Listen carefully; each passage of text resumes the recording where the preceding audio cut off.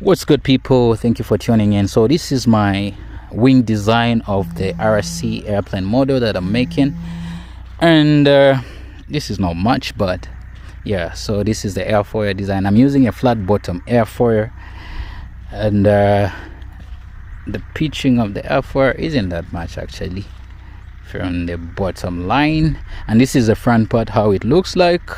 And I was using cardboard for this because cardboard is light and it's also strong, so to say I don't really need to put some reinforcement, but I'll use tensioning strings to make sure it's stable and in place.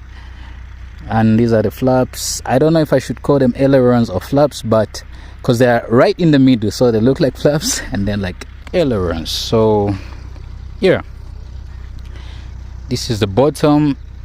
The whole wing is covered in tape so that we should have a smooth airflow. So this is the bottom of the wing. I haven't put the connecting wire to the lever of the flap and the servo motor, and the motor that I'm using, the servo motor, is the Tower Pro 9G. So I'll leave the links in the description for you guys who would love to do the same, and I'll be soon testing these wings on my airplane model to see how they perform. So let's get it.